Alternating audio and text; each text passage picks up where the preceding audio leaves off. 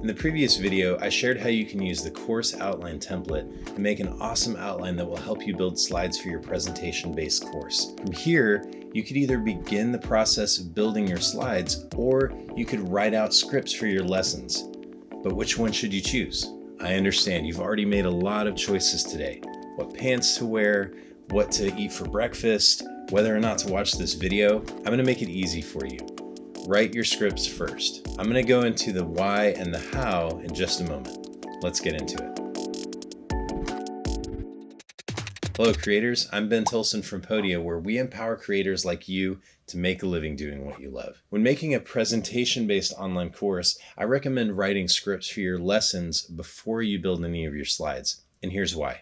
Even though you might already have great slide content in your outline, writing scripts will help you refine the language you'll use for your slides and can often remind you of important points you might have forgotten. Scripting isn't the only way to present your course info. Some feel comfortable just going off the cuff from their outline. For the purposes of this video, we're going to assume you want to script out your lesson so you can read from that script as you record. I'm going to walk you through a 4-step process for writing amazing scripts for your online course. Step 1, write without editing.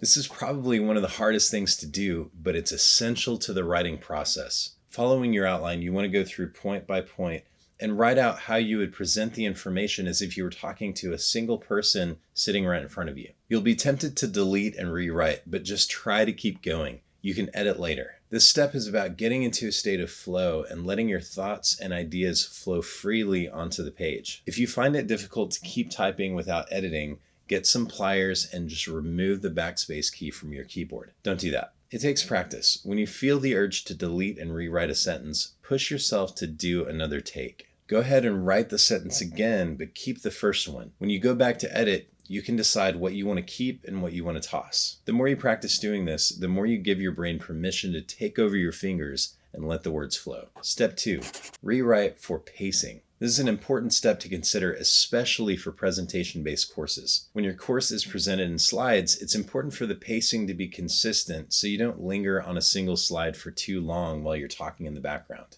I like to use something called the Twitter technique. That's not really a thing, but go with me. If you're not familiar with Twitter, it's a social media platform that allows you no more than 240 characters per post. It sounds like it would be annoying, but it's actually kind of cool because it forces you to be more concise. You don't need to give yourself a character limit, but consider how your bullet points might be broken up into slides and try to maintain the same number of sentences or paragraphs for each one. Step 3, rewrite to make it more natural. One of the most challenging things about writing a script is sounding natural. We tend to write more formally than we speak because that's how we were taught to write. This isn't necessarily wrong when it comes to certain types of writing, but when writing a script, it can leave us sounding flat and inauthentic. You gotta put some personality into it. Feel the rhythm.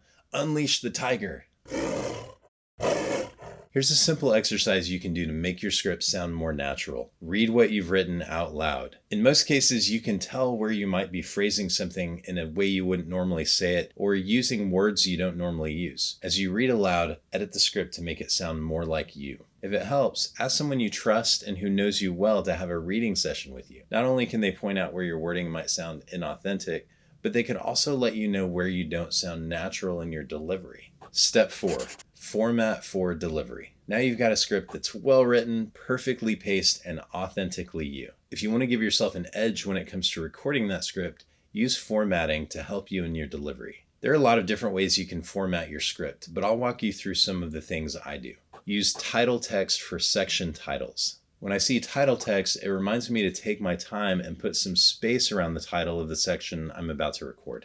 Bold for list titles within sections. This also reminds me to put some space around the title and keep a steady pace as I list out other items. Italics for emphasis. If there's a word or a phrase I want to highlight, I'll put it in italics. This reminds me to give a word more importance and focus in my delivery. Vertical lines. If I need a more significant pause between words or phrases, I might include a vertical line to remind me to pause and let what I just said have a little breathing room before moving on. These are just a few examples of how I format my script, but you're free to use your own methods. The goal of this step is to make it easy for you to perform your script without overthinking your delivery. And that's it. Hopefully you'll walk away from this video with ready-to-go lesson scripts and a clear idea of how you might adjust your slide content to make an awesome course. In the next video, we'll talk about how to actually make the slides for your course. If you have any questions about any part of this process, leave them in the comments below. If you found this video helpful and you want more content like this,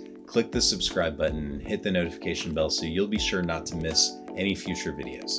Thanks for watching, and I'll see you next time.